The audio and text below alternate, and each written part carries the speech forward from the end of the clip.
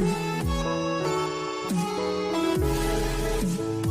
Class 10 में हैं और माध्यमिक परीक्षा की तैयारी करना आपने शुरू कर दिया है।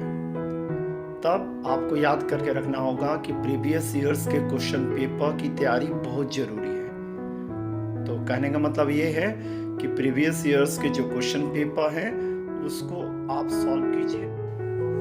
आप क्लास 10 में हैं, लाइफ साइंस पढ़ रहे हैं और लाइफ साइंस के ड्राइंग के बगैर स्टडीज़ कर रहे हैं तो आप बहुत बड़ी गलती करने जा रहे हैं। जी हाँ, माध्यमिक परीक्षा में ग्रुप डी के तहत विभाग घ के तहत दीर्घ उत्तरीय प्रश्न आते हैं जो 5 नंबर का होता है। 6 प्रश्न होते हैं 30 नंबर का ग्रुप डी में, जिसमें से एक क्वेश्चन होता है क्वेश्चन नंबर 4, जिसमें दिया गया रहता है डायग्राम बनाने के लिए। ठीक है, तो जो डायग्राम दिया हुआ रहेगा चित्र बनाने के लिए रहेगा, उसके विभिन्न भागों का नामांकन भी करना पड़ता है। तो अगर आप स्टडीज कर रहे हैं और डायग्राम को नज़रअंदाज कर रहे हैं तो आप 5 नंबर मिस करने जा रहे हैं। तो इसलिए आपको कौन कौन से डायग्राम क्लास 10 में रहते हुए स्टडीज करना है, चाहे सेंटअप हो या माध्यमिक परीक्षा या प्री बोर्ड भी बहुत स्कूलों में लिया जाता है, इनके लिए आपको इम्पॉर्टेंट डायग्राम को प्रैक्टिस करना ही पड़ेगा। तो इस वीडियो में मैं काफ़ी इम्पॉर्टेंट डायग्राम्स को दिखाऊंगा और आपको बनाने का, ड्राइंग करने का टिप्स भी बताऊंगा कि किस तरह से कौन कौन से पॉइंट्स को आपको याद रखना है। तो चलिए बिन समय गंवाए शुरू करते हैं इस वीडियो को। सबसे पहले देख लीजिए, नीड डायग्राम दिखाना है जिसमें साइटोकाइनेसिस, जंतु कोशिका के भीतर जो साइटोकाइनेसिस होता है तो किस तरह से साइटोकाइनेसिस होता है तो उसको डायग्राम के द्वारा दिखाइए। बहुत ही कम बार आता है किंतु कभी कभी आ सकता है, इसलिए याद करके रखिएगा, प्रैक्टिस कीजिएगा। जानकारी के लिए यह दिखाया जा रहा है आपको। नेक्स्ट जो है प्लांट सेल, प्लांट सेल के बारे में है। प्लांट सेल का डायग्राम बताइए, उनके मेन पार्ट्स को दिखाइए। तो इस तरह से डायग्राम आप प्रैक्टिस करके रखिएगा। यूजुअली एग्जाम में 4 भागों का नाम दे दिया गया रहता है। पहले इस तरह का नहीं होता था, पहले केवल आपको बोल दिया जाता था कि आप पादप कोशिका का डायग्राम बनाइए या फिर मानव नेत्र के नेत्र गोलक का अनुप्रस्थ कार्ड का स्वच्छ चित्र बनाइए। तो उसमें कुछ पार्ट्स का नाम, एक डेफिनेट नेम सब करके नहीं दिया जाता था। तो अभी आपको काफ़ी सीरियस रहना पड़ेगा, काफ़ी अच्छी तरह से प्रैक्टिस करना पड़ेगा। ठीक है, क्योंकि कब कौन सा क्वेश्चन कौन सा पार्ट्स को बोल दिया जाएगा आप भी नहीं समझ पाएंगे। अब देखिए, एनिमल सेल का नीड डायग्राम बनाना है। इस तरह से आप प्रैक्टिस कर लीजिए। हो सके तो आपके किताब में इस तरह का डायग्राम नहीं भी होगा, इसलिए मैं चाह रहा था कि आपको परफेक्ट और एकदम बहुत ही अच्छा डायग्राम दिखाऊं ताकि आप अच्छी तरह से प्रैक्टिस कर पाए। ये जो तीनों डायग्राम जो देखें, बहुत ही कम चांसेस रहता है परीक्षा में आने के लिए, आप इनको भी प्रैक्टिस करके रखिएगा। आप देख रहे हैं इसकी स्टडी पॉइंट सिलीगुड़ी, और अगर अभी तक आप इसकी स्टडी पॉइंट सिलीगुड़ी को सब्सक्राइब नहीं किए हैं तो तुरंत सब्सक्राइब कर लीजिए, अपने दोस्तों से शेयर कीजिए, लाइक कीजिए, कमेंट जरूर कीजिएगा। आप लोग सभी वीडियो देखते हैं किंतु कमेंट नहीं करते। कमेंट कीजिए कि आपको अच्छा लगा या बुरा लगा। तो देखिए, अब इम्पॉर्टेंट डायग्राम्स को मैं बता रहा हूँ, ध्यान से देखिएगा। क्वेश्चन इसी तरह का रहता है। मनुष्य के नेत्र गोलक के अनुदैर्घ्य काट का स्पष्ट चित्र बनाएं और निम्न भागों का नामांकन करें।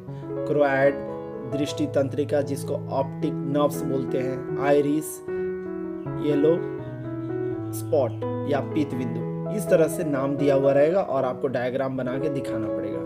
तो इस समय याद रखना है आपको, इन सारे पार्ट्स का, जितने भी पार्ट्स है सबका नाम लिख के नहीं दिखाना है, आपको इन 4 का नाम दिखाना है, क्योंकि इन्हीं 4 के लिए आपको 2 नंबर मिलने वाला है।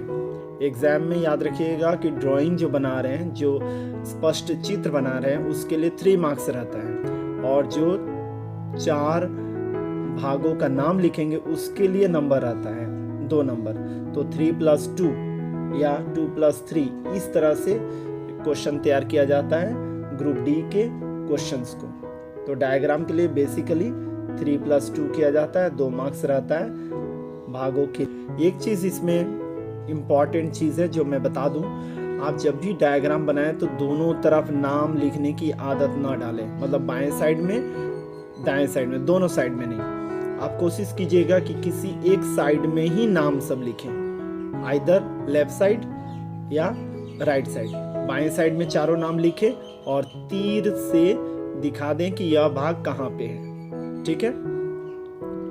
अगर आप चाहते हैं कि नहीं इससे बेहतर डायग्राम मैं देखूं तो उसमें भी इस तरह से क्वेश्चन रह सकता है, देख लीजिए इस तरह से ही क्वेश्चन रहेगा। Cornea, lens, vitreous humour, retina को दिखाइए, या आंख की लंप्रस्थ काट का स्वच्छ चित्र कर नामांकित करो, इस तरह से क्वेश्चन रह सकता है। तो आपको ऊपर वाले से बेहतर डायग्राम अगर ये लगता है तो इसको बनाइएगा, ठीक है।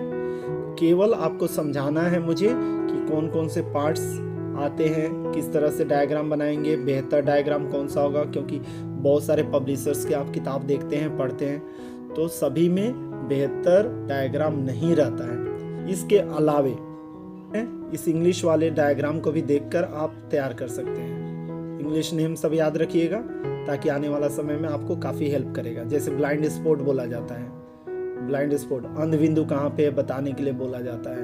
येलो स्पॉट तो बोला ही जाता है। फिर सस्पेंसरी लिगामेंट को भी बोला जाता है कि बताइए कहाँ पर है। तो इन सब को आपको याद रखना है, ठीक है। पीपिल भी बोला जाता है, कॉर्निया बोला जाता है, आइरिस बोला जाता है। तो इस तरह से आप तैयारी कीजिए। और साइड में जो गोल में बताया गया ऑप्टिक नर्व्स को, इसको बना के दिखाने की जरूरत नहीं है साइड वाले को, केवल आपको आंख का जो चित्र है उसको बनाना है। फिर से रिक्वेस्ट कर रहा हूं, अगर आप इसकी स्टडी पॉइंट सिलीगुड़ी को सब्सक्राइब नहीं किए तुरंत सब्सक्राइब कर दीजिए। लाइक और शेयर करना अपने दोस्तों से बिल्कुल नहीं भूलिएगा। अब देखिए न्यूरॉन का डायग्राम भी परीक्षा में आता है, देख रहे हैं 2019 में और 2022 में न्यूरॉन का डायग्राम आया हुआ था। तो उसमें अलग अलग पॉइंट सब बोला जाता है कि किस चीज़ का बनाइएगा, इस तरह से अलग करके बोला जाएगा। तो आपको पूरा सब याद करके रखिएगा कि कब कौन सा पॉइंट को बोल दिया जाएगा, उस समय आपको सोचना ना पड़े। मैंने पूरा दिखे स्क्रीन पर बोलकर इस तरह से 2 डायग्राम दिखाए हैं। बड़ा वाला डायग्राम को आप देखिए, उसी को उतारिए, और छोटे वाले को देखकर आप समझ लीजिए कि इस तरह से एक पेज में ही ऐसे दिखेगा, ठीक है। तो बेसिकली डेंड्रॉन, उसके बाद स्वान कोशिका, neurilemma, myelin sheath, node of Ranvier, ठीक है। ये सब जो भाग हैं इनको बोला जाता है, आपको दिखाना है। अगर आप चाहें तो न्यूरॉन का डायग्राम ऐसे भी देख सकते हैं, देखिए इसको भी देख के आप प्रैक्टिस कर लीजिए, रोटेट कर लीजिएगा अपने स्क्रीन को, ठीक है। और इसको भी देखकर आप सही से नोट कर सकते हैं। यहाँ पे हिंदी में भी लिखा हुआ है तो आपको क्लियरली और अच्छा से साफ दिखे बोलकर इस तरह से दिखाया जा रहा है।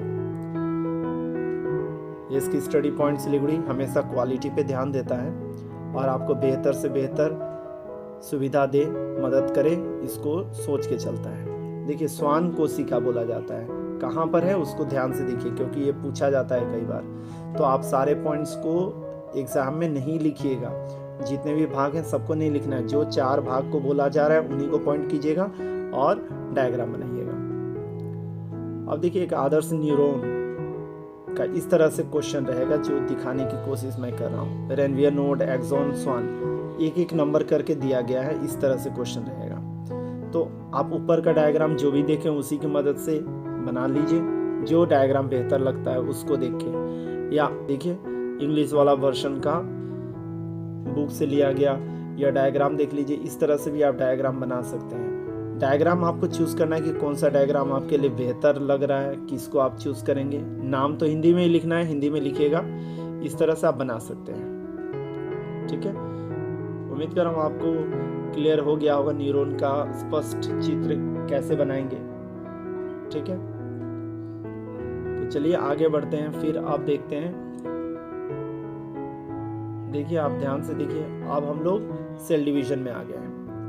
सेल डिवीजन में हमें याद रखना होगा वनस्पति कोशिका विभाजन और जंतु कोशिका विभाजन या प्राणी कोशिका विभाजन। इसके ऊपर में क्वेश्चन आता है, ठीक है। तो ज्यादातर याद रखिएगा मेटाफेज, एनाफेज, प्रोफेज, इन तीनों पे ही बेस किया हुआ, प्रोफेज, मेटाफेज और एनाफेज के ऊपर में बेस किया हुआ डायग्राम रहता है।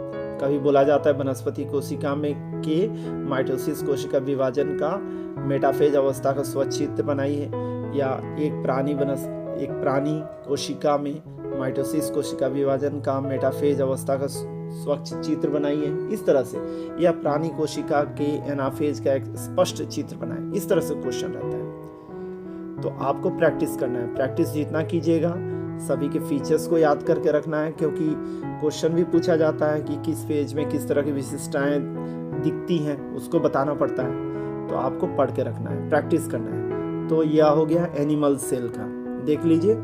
मैं फिर नीचे में और दिखा रहा हूँ, अलग अलग करके भी डायग्राम दिखा रहा हूँ, आप इन सबको प्रैक्टिस कीजिएगा, ठीक है।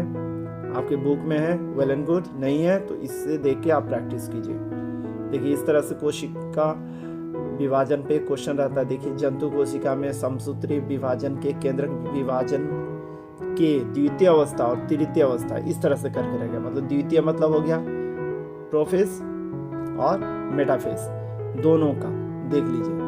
चित्रांकन करने के लिए 2.5 मार्क्स और उसके बाद में जो अंग है उनको लिखने के लिए 1.5 मार्क्स, कुल मिला के 8 मार्क्स का एक क्वेश्चन पहले आता था, ठीक है। तो अभी तो नहीं आ रहा है, आपको इस तरह से तैयार करके दिखाया गया है, ध्यान से देख लीजिए। सभी पार्ट्स का नाम आपको लिखना प्रैक्टिस करना होगा, इसमें भले ही नहीं दिख रहा हो किंतु आपको प्रैक्टिस करना पड़ेगा।